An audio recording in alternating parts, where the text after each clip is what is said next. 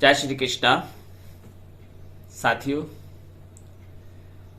हमारे इस संसार में, बाह्य जगत में जितने भी विषय हैं, नाम रूप संज्ञावाचक जिनका नाम है, ये स्थूल भी हो सकते हैं, ये सूक्ष्म भी हो सकते हैं।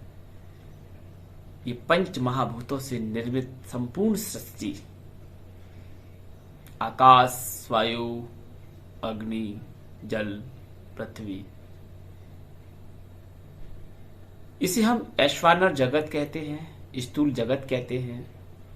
तात्पर्य कि इस स्थूल जगत में या इस बाह्य जगत में नाम रूप सभी वस्तुओं को गे की संज्ञा दी गई है और इस गे को जानने के लिए ज्ञाता की आवश्यकता होती है।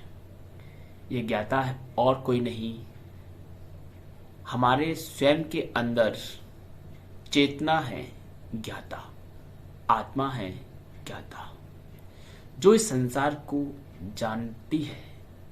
इस गे को ज्ञाता देख रहा है, जान रहा है। मित्रों, ज्ञान, ज्ञाता और गे के बीच में जो जानने में सहायता करता है, जिसको हम ज्ञान कहते हैं, ज्ञाता और गे के बीच में एक वृत्ति चलती है जिसका नाम ज्ञान है, ज्ञान है, ज्ञान है। तो विचार कीजिए एक बार बाह्य रूप के विषयों पर, बाह्य विषयों पर जिसे गे कहते हैं, अंतःकरण पर, यानी कि अपनी स्वयं की चेतना पर जिसे गे कहा जाता है, ज्ञाता कहा जाता है, और ज्ञान, गे, ज्ञान, ज्ञाता, इन तीनों पर एक बार विचार अवश्य कीजिए। यहीं से हमारे शास्त्रार्थ की गहराइयां प्रारंभ हो जाएंगी। आपने रोज देखा होगा कि हम जागृत अवस्था में रहते हैं। अभी हम वीडियो में बोल रहे हैं, आप सुन रहे हैं, ये जागृत अवस्था है। वहीं जब व्यक्ति सोता है तो उसे स्वप्न आते हैं, ये उसकी स्वप्न अवस्था होती है। वहां पर भी विषयों का प्रकटन होता है, विषय रहते हैं। स्वप्न में भी विषय रहते हैं। स्वप्न में हम देखते हैं संसार को, कहीं नदी, कहीं पर्वत, कहीं झील, कहीं कोई जीव जंतु, जैसा मन हमारा कल्पना करे वैसा हमारा स्वप्न दिखाई देता है। तो स्वप्न में भी संसार निर्मित होता है, लेकिन वह स्थूल जगत से भिन्न सूक्ष्म जगत का संसार होता है, जिसे हमारी बाह्य इंद्रियां अनुभव नहीं करती हैं। मित्रों, सूक्ष्म जगत के अनुभव को हमारा सूक्ष्म शरीर ही अनुभव में ला पाता है, स्थूल शरीर नहीं। स्थूल शरीर तो सोया हुआ पड़ा है स्वप्न के समय में, लेकिन सूक्ष्म शरीर जाग रहा है।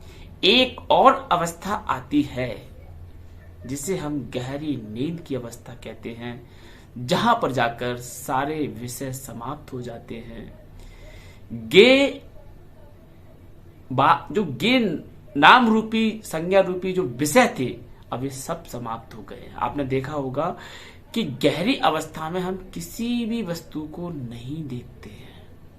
ना हम अंधेरा देखते हैं, ना हम उजाला देखते हैं, ना पर्वत, ना नदी, ना झील, किसी प्रकार के पंच महाभूत को हम गहरी अवस्था में नहीं देखते हैं। लेकिन गहरी अवस्था से, जिसे हम सुषुप्ति अवस्था कहते हैं, जब हम बाहर आते हैं तो हमें इस बात का ज्ञान अवश्य होता है कि हमने गहरी नींद में कुछ नहीं अनुभव किया। वहां सब प्रकार से अभाव ही अभाव था। लेकिन जो अभाव था, उस अभाव का साक्षी कौन बनता है?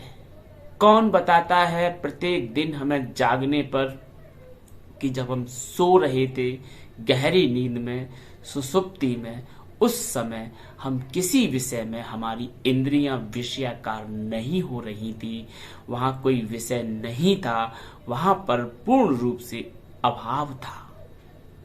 तो जो अभाव रूपी ज्ञेय है, जो ज्ञान है, वो किसने कराया? यह भी एक बहुत गहरा प्रश्न है।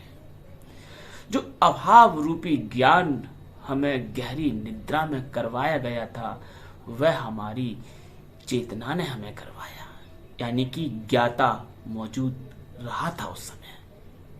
लेकिन उस ज्ञाता के बारे में एक आम आदमी नहीं समझता है, नहीं जानता है, नहीं समझता है कि वह ज्ञाता ही वास्तव में परम पुरुष तक, या उसको आप परम पुरुष कहिए, आत्मा कहिए, परम चेतना कहिए, वही है जहां ना तो प्रकाश था, ना अंधेरा था, ना छाया थी, ना कोई इंद्रिय थी, ना कोई नाम रूप विषय था, कुछ नहीं था। ऐसी अवस्था थी गहरी नींद की अवस्था। तो ये कुछ आध्यात्मिक अनुभव की बातें हैं जो गहरे अनुभव के साथ में आती हैं। मित्रों, हमारा भारतीय दर्शन ज्ञान की गहराइयों से भरा हुआ है। आप उसमें एक बार गोते लगाइए तो सही, फिर देखना आप कैसे अमर तत्व को प्राप्त करते हैं। जय श्री कृष्णा, जय श्री राम।